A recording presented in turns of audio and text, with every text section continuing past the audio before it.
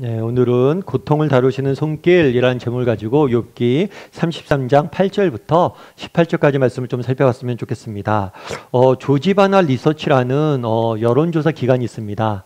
이 여론조사 기관에서 어떤 조사를 해봤냐면 하나님께 단 한 가지 질문을 할 수 있고 하나님께서 반드시 답하신다면 무엇을 당신은 묻겠습니까? 이렇게 조사를 해본 거죠. 여러분이라면 무엇이라고 답하겠어요? 여러분, 하나님께서 여러분의 질문에 반드시 한 가지 답해 준다면 뭘 묻겠습니까?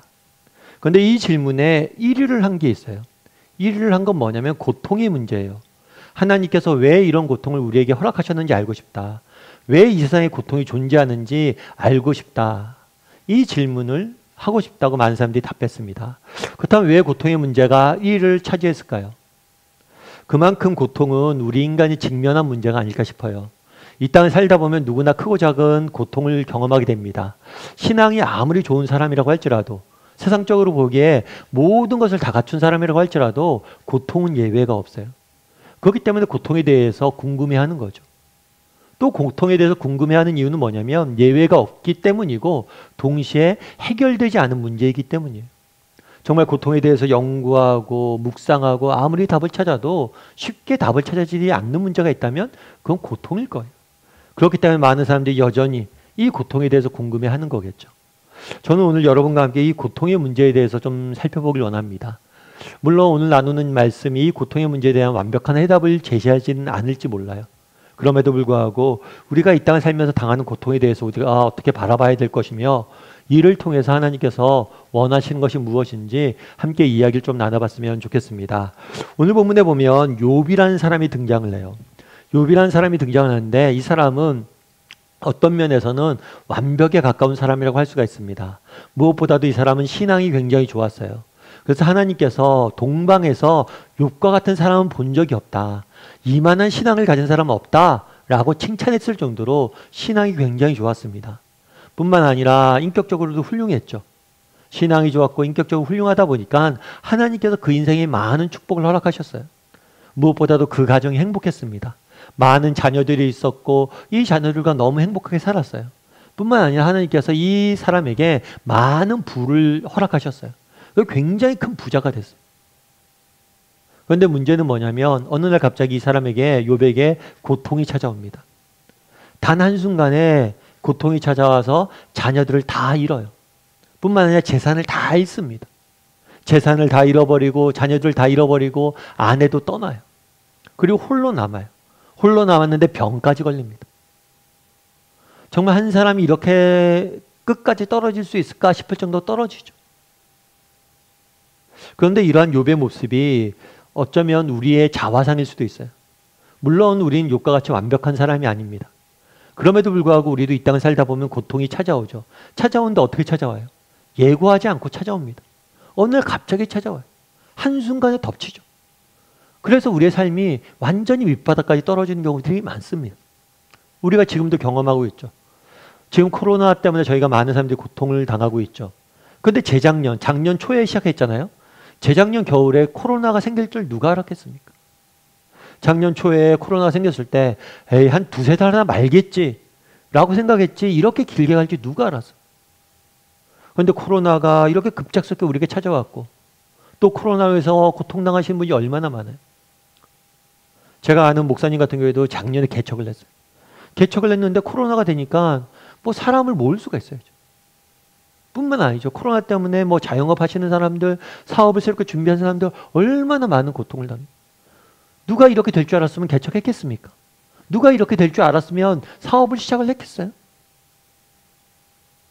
정말 어느 날 갑자기 이것이 찾아와서 코로나 찾아와서 한순간에 모두가 바닥까지 가잖아요. 고통이란 게 이렇다는 거예요. 예고 없이 찾아와요. 어느 날 갑자기 다가오는 거예요. 정말 예상치도 못했을 때. 그런 점에서 욥의 모습은 우리의 자화상이라고 할 수 있는 거예요. 그렇다면 이렇게 불현듯 찾아온 고통으로 인해서 정말 신음하고 있는 욥에게 하나님이 주신 말씀이 있어요. 그건 어떤 말씀이었는지 우리 12절과 13절 말씀을 같이 한번 살펴봤으면 좋겠습니다. 같이 읽도록 하겠습니다. 내가 그대에게 대답하리라. 이 말에 그대가 의롭지 못하니 하나님은 사람보다 크심이니라.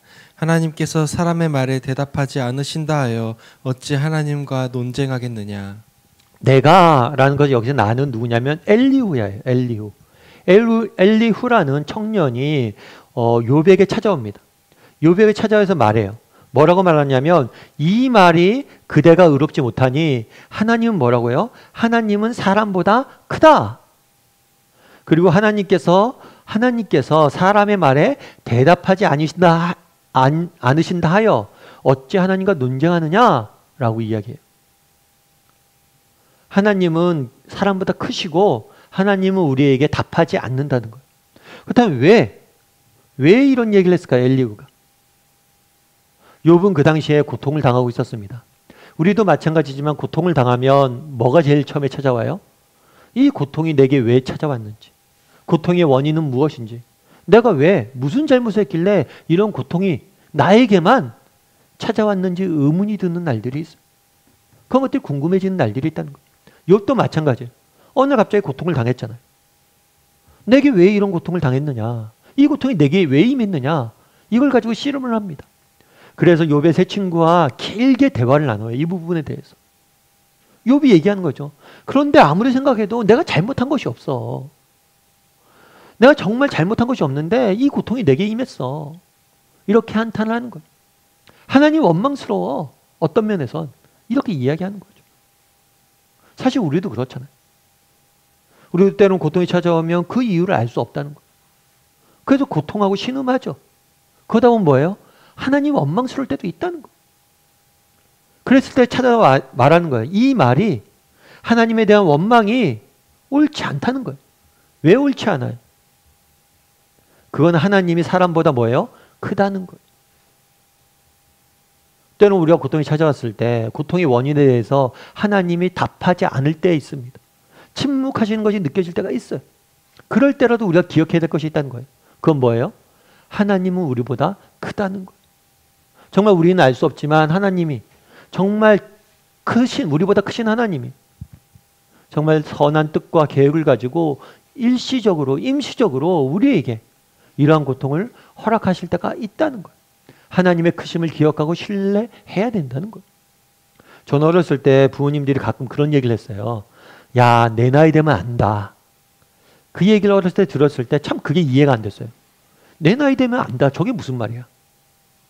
그런데 제가 나이를 들고 이제 성장해 보니까, 성인이 돼 보니까 그 말이 이해가 돼요. 자식을 키워보니까 그 말이 이해가 돼요. 내 나이 되면 안다는 게. 그러니까 어렸을 때, 부모님들이 어렸을 때 다 설명할 수 없는 것들이 있어요. 자녀에게. 왜냐하면 자녀가 아직 이해하지 못했기 때문에, 이해할 수 없기 때문에 그럴 수도 있죠. 그리고 또 이해한다 할지라도 그것들로 인해서 슬픔 중에 있지 않게 하기 위해서 말 못하는 것들이 있다는 거예요. 제 친구 같은 경우에는 아버님이 아주 어렸을 때 일찍 돌아가셨어요. 그런데 그 친구 어머니께서 자기가 어렸을 때 아빠가 죽었다는 얘기를 안 해줬대요. 그냥 멀리 떠나갔다고.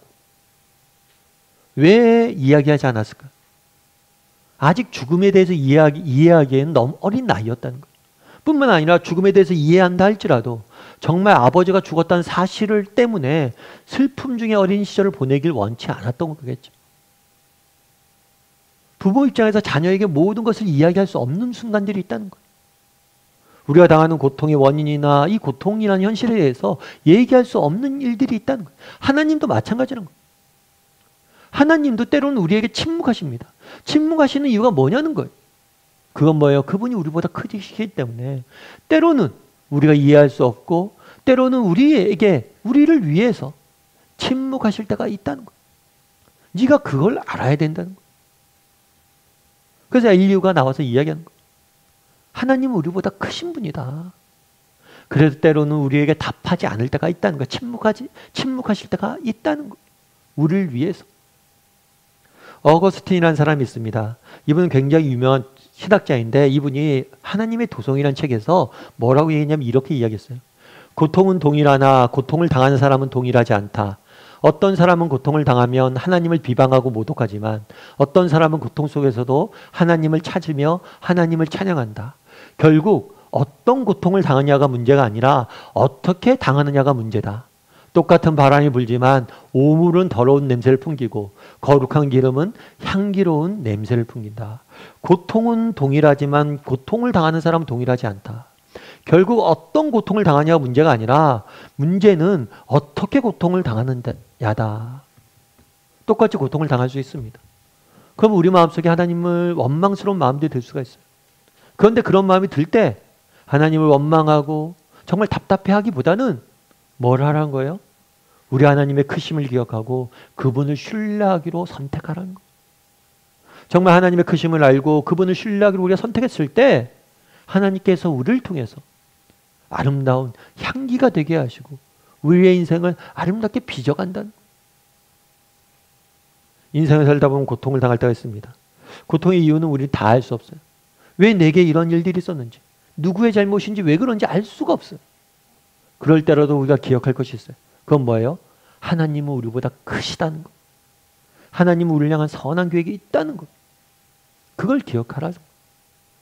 제가 예전에 어떤 책에서 읽은 이야기인데 어떤 젊은 부부가 있었어요. 이 젊은 부부가 있었는데 이 젊은 부부에는 사랑하는 자녀가 있었습니다. 근데 이 자녀가 어느 날 아팠어요. 그래서 병원에 갔습니다. 그런데 안타깝게도 간에 종양이 있대요. 그러니까 간암이 걸린 거죠. 그래서 치료를 해야 됐어요. 치료를 해야 되는데 어떻게 치료를 했냐면 병원에서 화학요법으로 치료를 하기로 결정을 했어요. 그러니까 독한 약을 써서 그 암세포를 죽이려고 한 거죠. 그런데 이 화학요법으로 치료를 받는데 치료를 받다가 이 아이가 쇼크가 일어났어요. 쇼크가 일어나서 결국에 이 아이가 목숨을 잃고 맙니다. 청천벽력 같은 일이죠. 말도 안 되는 일이죠. 어린 아이가 자녀가 암에 걸린 것만 해도 가슴이 무너지는데 치료하다 죽기까지 했잖아요. 얼마나 부모가 답답했겠어요. 그런데 아이가 죽은 다음에 사망자 컨퍼런스라는 걸 합니다. 그러니까 이 사람이 왜 죽었는지 원인은 뭔지 분석하는 컨퍼런스예요. 그런데 이 사망자 컨퍼런스에서 이 사망 원인을 쭉 분석하다 보니까 이 아이가 죽었는데 왜 죽었냐면 화학요법을 썼다고 그랬잖아요. 약을 썼다고 그랬잖아요. 그런데 이 약이 정상적으로 투여해야 할 약보다 10배가 더 많이 들어간 거예요. 약을 너무 많이 쓴 거예요. 그러니까 의사의 실수인 거죠. 그래서 아이가 죽은 거예요. 그래서 이 의사가 이 부모에게 이 소식을 전합니다. 사실은 여차여차해서 아이가 죽었습니다. 여러분이라면 이런 말을 들었을 때 어떻겠어요? 그게 용납이 되겠어요? 그게 인정이 되겠어요? 근데 이 두 젊은 부부는 이렇게 이야기했대요. 선생님, 괜찮습니다. 저희는 선생님이 아이를 살리기 위해서 최선을 다했다는 것을 알고 있습니다. 감사합니다. 실제로 실수는 했지만 이 사람은 최선을 다했던 모습을 본 거예요. 그러면서 이 부부가 뭐라고 덧붙였냐면 우리 아이 지금 하나님 곁에 있다고 저는 믿어요. 그리고 지금은 다 이해할 수 없지만 하나님께서 특별한 계획이 있어서 우리 아이를 데려가셨다고 믿어요. 저희는 그렇게 믿기로 했어요. 참 그 얘기 듣고 이 사람이 충격을 받았대. 그렇잖아요. 그러면서 이 사람이 그때 뭘 하냐면 거듭난 그리스도인이 됩니다. 다시 예수님을 믿기로 결심을 해요. 그리고 이 훗날 이 사람이 뭐가 됐냐면 템플턴 재단이라는 재단의 이사장이 됐어요. 템플턴 재단은 미국에서 세 번째로 큰 재단이에요. 그래서 이 재단에서 수많은 사람들 살렸습니다. 그러면서 그 사람이 얘기하는 거예요. 어떻게 이렇게 많은 사람들 살리는 일을 헌신할 수 있었습니까? 그날 만났던 젊은 부부의 고백 때문이었습니다. 그 고백이 저를 살렸습니다. 우리 알 수 없어요. 고통은 고통이에요. 고통은 아픕니다. 힘듭니다. 그럼에도 불구하고 정말 그 고통의 순간에 정말 우리 하나님의 크심을 신뢰하고 정말 그 하나님의 크심을 믿고 신뢰할 때 하나님께서 그 고통을 통해서 우리 가운데 일하실 거예요. 엘리후가 이야기했잖아요. 우리 하나님은 크시다. 그분은 답하지 않지만 때로는 침묵하시지만 크신 하나님께서 우리를 향한 계획이 있다. 그 선하심을 신뢰해라 라고 이야기합니다. 바라기는 우리 다음의 식구들 중에서도 정말 지금 말로 다 할 수 없는 고통 중에 있는 분들이 있을 수 있고 욥처럼 어느 날 갑자기 닥친 그런 환난과 인생의 풍랑 가운데 정말 주저앉아 있는 분들이 있을 수 있습니다. 그럴 때라도 정말 우리 하나님의 크심을 신뢰했으면 좋겠어요. 그러면 그 크신 하나님께서 우리 가운데 일하실 겁니다. 그런 믿음을 가지고 하나님의 크심을 신뢰할 줄 아는 저와 여러분이 되기를 주님의 이름으로 소원합니다. 다음으로 엘리후가 뭐라고 얘기하냐면 이렇게 이야기해요. 우리 14절부터 16절까지 말씀을 한번 읽어볼까요? 같이 읽도록 하겠습니다. 하나님은 한 번 말씀하시고 다시 말씀하시되 사람은 관심이 없도다. 사람이 침상에서 졸며 깊이 잠들 때에나 꿈에나 밤의 환상을 볼 때에 그가 사람의 귀를 여시고 경고로서 두렵게 하시니. 네, 분명 우리가 고통을 당할 때 하나님께서 기억해야 할 건 뭐냐면 하나님의 크심이에요. 그런 다음에 뭐라고 이야기하냐면 하나님은 한 번 말씀하시고 뭐예요? 다시 말씀하신다. 왜 한 번 말씀하시고 다시 말씀하세요? 한 번 말씀하셔도 안 들으니까, 못 알아먹으니까, 이해할 수 없으니까 다시 말씀하시는 거죠. 특별히 뭐라고 얘기하냐면 사람은 관심이 없도다. 하나님 우리에게 끊임없이 말씀합니다. 그런데 인간이 외면한다는 거죠. 인간이 들으려고 하지 않아요. 그럼 어떨까요? 여러분이 자녀에게 어떤 말을 합니다. 아이가 듣지 않아요. 그럼 어떻게 해요? 그래 알았다. 네 마음대로 살아라. 이렇게 하나요? 아니죠. 끊임없이 말하죠. 마찬가지로 하나님도 계속해서 말한다는 거예요. 인간이 귀를 닫고 듣지 않지만 여전히 하나님께서 말한다는 거예요. 그 다음에 뒤에 되게 멋있는 표현이 있어요. 사람이 침상에서 졸며 깊이 잠들 때나 꿈에나 밤에 환상을 볼 때 하나님이 말씀하신다는 거예요. 낮에 계속해서 말씀하십니다. 근데 낮에 안 들어요. 사람이 관심이 없어서. 그럼 뭐예요? 밤에 잘 때라도 나타나서, 너희가 졸 때라도 나타나서, 졸 때 또 안 들으면 뭐예요? 니네가 꿈꿀 때라도 나타나서 하나님은 말씀하신다. 다르게 말하면 하나님은 끊임없이 계속해서 뭐예요? 우리에게 말씀하신다는 거예요. 그럼 왜 엘리후는 이런 얘기를 했을까요? 이걸 통해서 주고자 했던 메시지는 뭐냐는 거예요. 우리가 이 땅을 살면다 보면 어떤 걸 당할 수 있어요? 고통을 당할 때가 있습니다. 그래서 인생에 우리의 풍랑이 찾아올 때가 있어요. 그런데 이 고통의 시간, 풍랑의 시간은 하나님께서 이 시간을 통해서 이 시간을 뭘로 사용하기 원하냐면 하나님과 대화 나누는 시간으로, 하나님과 교제 나누는 시간으로 사용하신다는 거예요. 다르게 말하면 우리가 고통 중에 있을 때가 있습니다. 이 고통 중에 있을 때 하나님은 우리에게 더 가까이 오셔서 우리에게 말씀하시고 우리에게 더 가까이 오셔서 우리와 교제 나누길 원하신다는 거예요. 그래서 많은 고통 중에 정말 인생의 고통을 경험했던 사람들이 고백하는 것이 있어요. 정말 고통 중에 내가 그곳에서 하나님을 만났다는 거예요. 고통이 없으면 도저히 만날 수 없는 하나님을 만났고 그분의 음성을 들었고 정말 그분이 주시는 말씀을 깨달았고 하나님에 대해서 알게 되었다라고 고백하는 거예요. 우리가 기억할 것이 있다는 거예요. 그건 뭐예요? 정말 우리가 이 땅을 살다 보면 고통, 인생의 풍랑을 만날 때가 있어요. 그런데 그때 그 순간 정말 하나님은 우리에게 더 가까이 다가와서 더 크게 말씀하시고 더 깊이 우리와 교제 나누길 원하신다는 거예요. 그리고 우리는 그런 하나님의 깊은 교제를 그날에 맛보게 된다는 거예요. 그래서 C.S. 루이스 같은 사람은 이렇게 이야기합니다. 사람에 따라 무서운 일이 일어나기 전에는 하나님께 귀를 기울이지 않는 습성이 남아있다.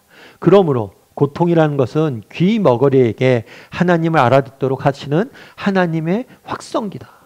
고통은 하나님의 확성기라는 거예요.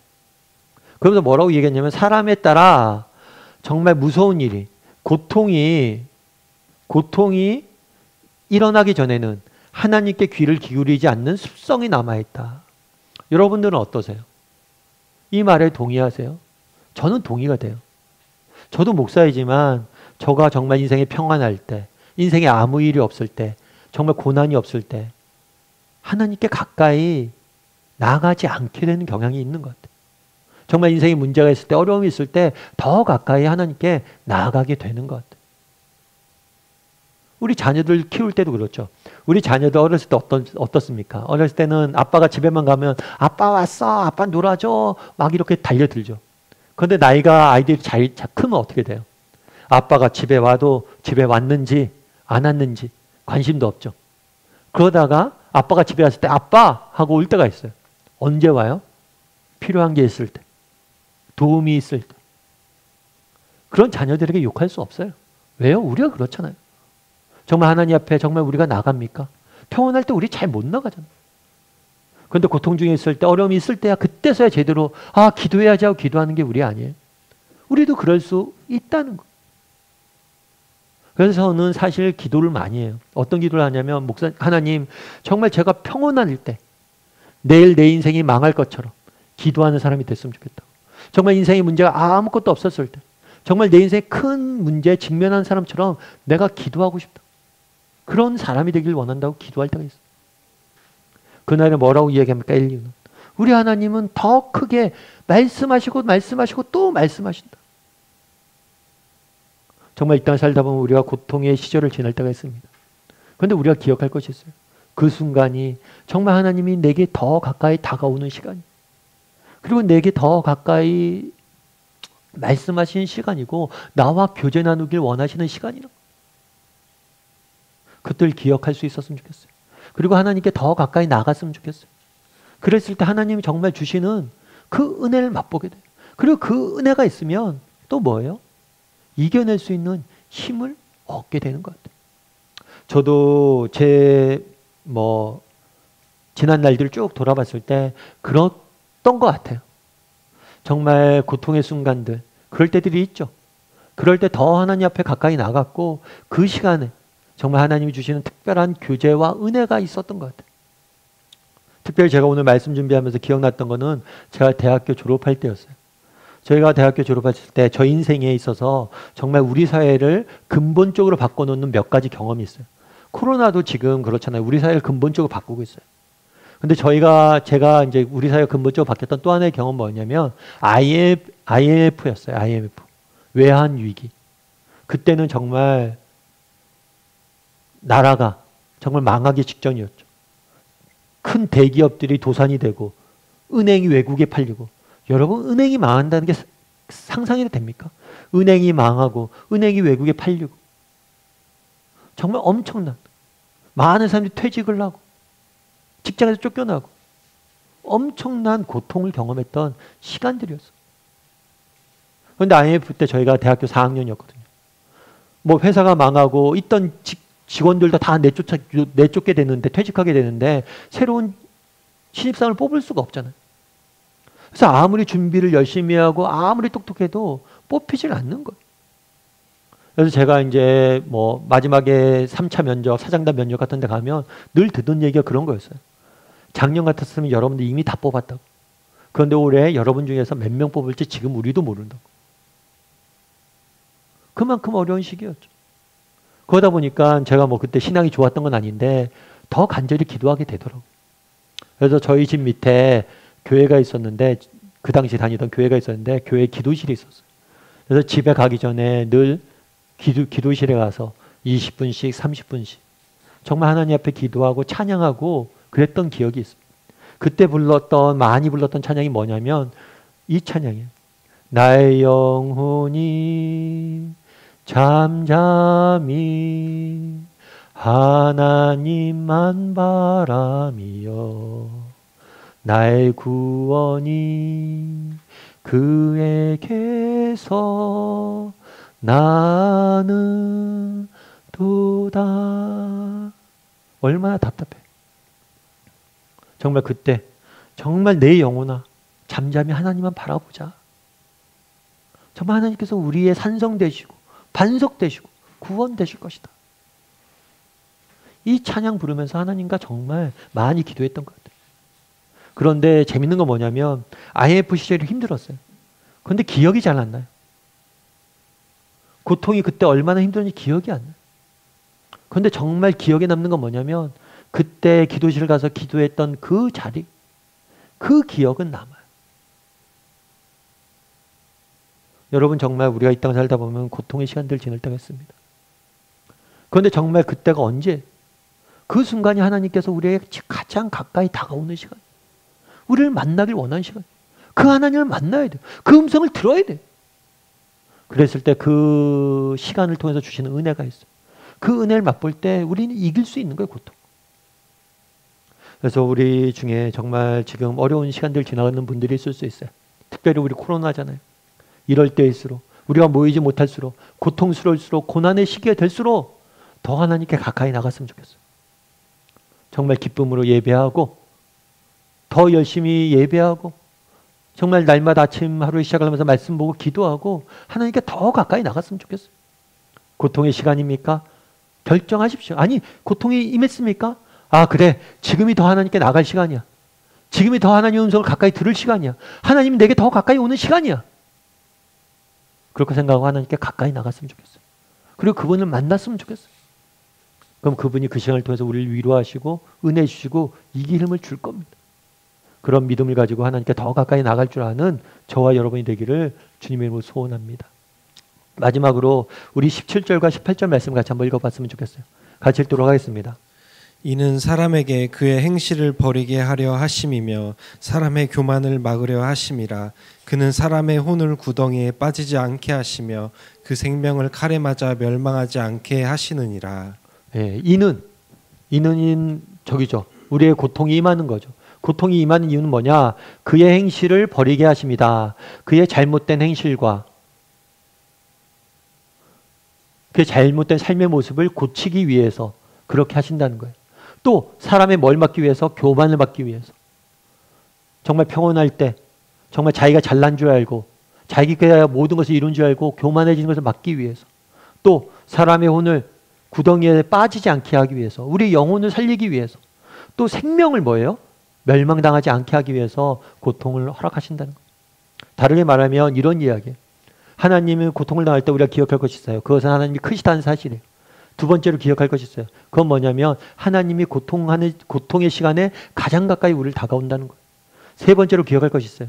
그건 뭐냐면 하나님께서 우리에게 때로는 고통을 허락하시는데 그 이유가 뭐냐면 더 큰 위험으로부터 우리를 지키기 위해서. 우리를 더 큰 위험으로부터 지키기 위해서 우리에게 임시로 고통을 허락하실 때가 있다는 거예요. 반대로 말하면 우리를 더 아름답게 빚기 위해서 우리에게 이런 시간들을 허락하실 때가 있다는 거예요. 이걸 기억해야 된다는 거예요. 우리 요즘 백신 맞잖아요. 독감도 예방주사 맞잖아요. 사실은 예방주사라는 게 그런 거잖아요. 죽은 병원균을 우리 몸에 넣는 거예요. 뭐 의학적으로 제가 자세히 모르지만. 그럼 왜 병원균을 우리 몸에 넣습니까? 나쁜 걸 왜 몸에 넣어요? 이 나쁜 것과 싸워서 이겨야지 뭐예요? 진짜가 왔을 때 이길 수 있는 거죠. 마찬가지란 거예요. 하나님께서 우리에게 작은 고통들을, 인생의 고통들을 허락하실 때가 있어요. 풍랑을 허락하실 때가 있어요. 그런데 아무런 뜻도 없이 허락하신 게 아니란 거예요. 더 큰 위험으로부터 우리를 지키기 위해서 작은 지금의 아픔들을 우리에게 허락하실 수 있다는 거예요. 욥도 마찬가지예요. 욥도 정말 하나님 보시기에 완벽한 사람이었죠. 신앙도 좋고 모든 것에 완벽한 사람이에요. 하지만 하나님은 욥에 대한 더 큰 꿈들이 있어요. 욥을 통해서 이 고통을 통해서 욥을 더 아름답게 다듬길 원하셨어요. 단련하길 원하셨어요. 그걸 통해서 욥을 더 아름답게 쓰길 원하셨던 거예요. 꿈이 있기 때문에 이런 것들을 허락하셨다는 거예요. 우리도 마찬가지예요. 정말 우리가 고통을 당할 때가 있습니다. 그런데 기억할 것이 있다는 거예요. 그건 뭐예요? 하나님께서 우리를 위해서 이것들을 허락하셨다는 거예요. 예전에 제가 이제 개척을 하기 전에는 사랑의 교회에서 옥하는 목사님 모시고 사역을 냈어요. 근데 옥하는 목사님께서 한 번 이런 이야기를 하셨어요. 옥 목사님도 이제 개척을 하셨거든요. 사랑의 교회를. 개척하셨을 때 처음에 짜장면집 2층 집에서 맨날 예배드리고 그랬대요. 초창기에 개척했을 때는 맨날 예배드리려고 하면 12시에 보통 이맘때 예배드리잖아요. 예배드리면 밑에서 짜장면 냄새가 그렇게 올라온대요. 예배 시간 너무나 배고픈 거죠. 그러니까. 그렇게 힘들게 개척을 해서 정말 힘들게 어렵게 해서 교회를 세워갔죠. 그것이다가 한 10년 정도 되니까 이제 교회도 어느 정도 규모도 생기고 교회도 안정도 되고 이제 교회가 어느 정도 안정됐으니까 앞으로 더 열심히 뛰어야겠다. 이 생각을 했대요. 그런데 10년쯤 지났을 때 갑자기 목사님에게 병이 찾아온 거예요. 그래서 부득이하게 1년 동안 교회를 쉬면서 요양을 했어야만 했어요. 얼마나 답답했어요. 정말 고생하다가 이제 제대로 뛸만한데 이제 좀 살만한데 갑자기 이런 일이 닥친 거예요. 우리도 그런 경우 많잖아요. 정말 젊은 날 수고하고 애써서 이렇게 해서 여기까지 왔는데 이제 조금 숨 좀 쉴만한데 갑자기 불현듯 모든 게 닥치잖아요. 얼마나 답답했겠어요. 그런데 그 1년 동안 목사님이 있는데 목사님 마음에 떠오르는 생각이 있었대요. 그건 뭐냐면 이상하게도 그런 마음이 떠올랐대요. 기이한 사랑이라는 단어가 떠올랐대요. 기이한 사랑이 나타나셨네. 기이한 사랑이 나타나셨네. 그 모든 과정들이 기이한 사랑이라는 거예요. 이상한 사랑, 특별한 사랑이라는 거예요. 알 수 없는 특이한 사랑이라는 거예요. 그래서 나중에 그 얘기를 하시더라고요. 자기가 돌아보니까 그 10년 지나고 1년 동안에 아파서 모든 걸 내려놨었는데 그 시간이 자신의 인생에서 반드시 필요했던 시간이에요. 왜였냐면 첫 번째로는 자기가 그 시간이 없었다면 자기가 교만해질 수 있었대요. 이제 교회도 어느 정도 잘 됐잖아요. 자리 잡았잖아요. 이제 잘 나가면 되잖아요. 그러다 보니까 교만해지기 딱 좋았다는 거예요. 뿐만 아니라 그 시간을 통해서 자기가 많이 겸손해졌대요. 그전에는 목사님도 열심히 살고 칼 갖고 그러다 보니까 부족하거나 연약한 사람들에 대해서 이해하는 마음이 없었대요. 근데 자기가 정말 쓰러져 있다 보니까 고통당하는 사람들, 연약한 사람들, 부족한 사람들의 마음을 이해하게 됐대요. 그래서 실제로 옥 목사님 설교가 그때부터 달라졌어요. 그 이전에도 좋았지만 그 다음엔 더 깊이가 있었던 거예요. 그래서 그때는 정말 왜 하나님께서 내게 이런 고통들을 허락하셨는지 몰랐는데 나중에 돌아보니까 내 인생에 있어서 그 시간들은 반드시 필요한 시간이었다 고백하게 됐다는 거예요. 그날의 엘리후가 이야기했던 것도 똑같은 거예요. 고통은 고통이죠. 힘들어요. 아파요. 그런데 먼 훗날 우리가 이 시간들을 돌아봤을 때 우리는 분명히 고백하게 될 거예요. 뭐라고 고백합니까? 힘들고 어려웠지만 그 시간이 우리에게 반드시 필요했던 시간이라고. 왜요? 우리 하나님은 우리보다 크신 분이죠. 우리 하나님은 정말 우리를 사랑하는 아버지잖아요. 그래서 우리 하나님께서 때로는 우리의 고통을 허락하신다는 거예요. 왜요? 더 큰 계획이 있어서. 우리를 더 아름답게 빚기 위해서, 더 큰 위험으로부터 우리를 지켜주기 위해서 이런 날들이 있을 수 있다는 거예요. 우리 다음의 식구들도 그 사실을 기억했으면 좋겠어요. 여러분 참 힘든 시간입니다. 어려운 시간이에요. 저도 고통 좋지 않아요. 그런데도 늘 저도 스스로에게 얘기해요. 지금 힘들고 어렵지만 언젠가 고백할 날이 올 거다. 이 시간이 힘들고 어려웠지만 내 인생에 반드시 필요했던 시간이었다는 것을. 이 시간을 통해서 하나님께서 내 삶 가운데 일하셨고 일하실 것이고 더 아름답게 빚을 것이다. 그런 믿음을 가지고 비록 힘들지만 한 걸음 한 걸음 믿음의 길을 걸어갈 줄 아는 저와 여러분이 되기를 주님의 이름으로 소원합니다. 말씀을 맺을까 합니다. 하나님은 우리보다 크신 분이십니다. 뿐만 아니라 고통의 시간에 우리에게 더 가까이 와서 말씀하시는 분이세요. 그리고 마지막으로 이 시간을 언젠가 우리가 고백할 거예요. 이 시간이 내가 아팠지만 필요했던 시간이라고. 그런 믿음을 가지고 끝까지 걸어가는 저와 여러분이 되기를 주님의 이름으로 소원합니다.